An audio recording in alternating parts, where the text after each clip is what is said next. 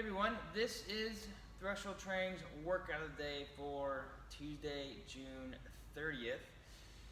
So as we go over our in-person and at-home variations of the workout for today, remember that if you are at home, you can still do portions of the in-person workout that you can as prescribed, and you can kind of mix and match workouts as needed depending on your space and the equipment you have. So it's not like you have to always do the at-home variation as is. If you have a barbell or you have some of the equipment or space that you need for the in-person workouts, you can always do those or a combination thereof.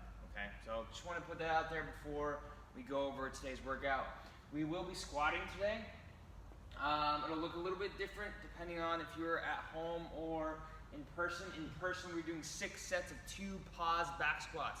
We're gonna pause 2 seconds at the bottom of the squat. So we've seen these before. Again, remember the goal of a pause back squat is to really emphasize an upright torso as we push out of the bottom so that we don't fall forward with the chest. We're getting used to pushing our bodies vertically up against the bar as we rise out of the bottom. We're also focusing on a quick, powerful drive through the floor to stand tall. So what that would look like is bars on the back.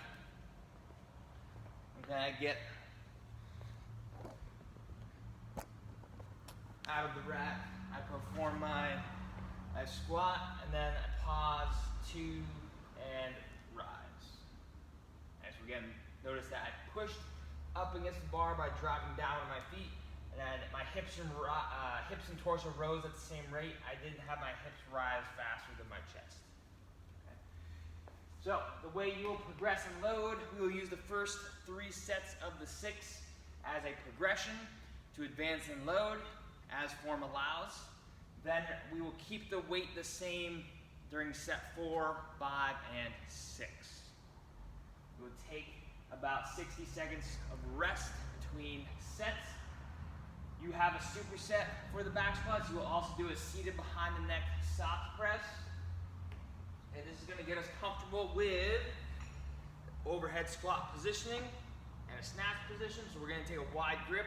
We're going to press an empty bar or a PVC pipe with a little bit of load. Overhead, wide grip, pressing overhead, locked out, active shoulders. We're pinching at the top of our shoulder blades together. Come back down 5 times, and then we'll take our 60-second rest. So again, superset between back squats and soft press. If we were at home, we're doing 6 sets of 4 per leg of Bulgarian split squat. So essentially a rear foot elevated split squat with a tempo of down 2, hold, up, hold, down 2, hold, up, hold. Okay. So essentially slower down, faster up. Tempo, we're holding the load if we can in a front rack or goblet position. This will emphasize or de-emphasize a forward lean or a rounded posture. We're staying nice and tall, letting the legs do the work. We'll do 4 per leg, and then we will do 8 bent over, what we call W flies. So W flies, we will form a W with our shoulders, elbows, and wrists. Okay, so the W will look like this. We're just going to be in a bent over position, so we'll fold at the waist. Okay, arms will be bent.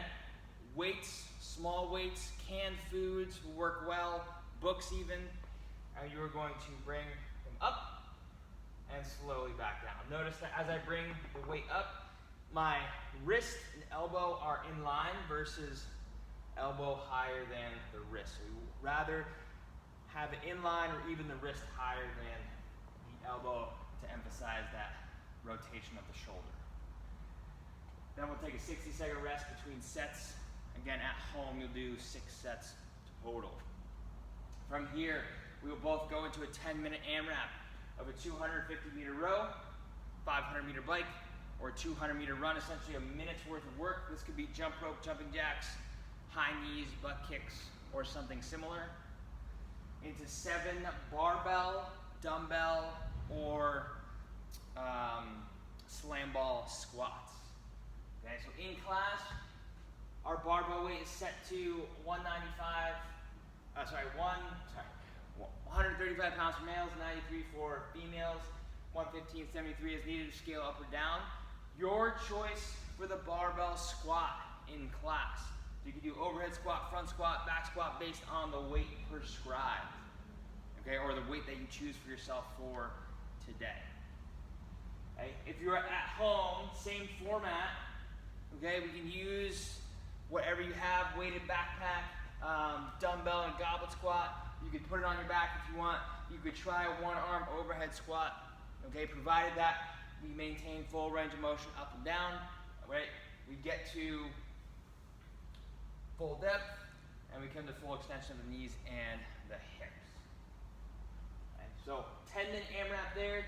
The intent is to move at a bit of a threshold pace, okay? So particularly at the row, okay, we want to go fast, but not so fast that when we get to the squats, okay, we have a hard time going up and down and completing all 7 in a row. We'd like you to not only choose the weight and the type of squat that allows you to do all 7, but also consistently with sound mechanics.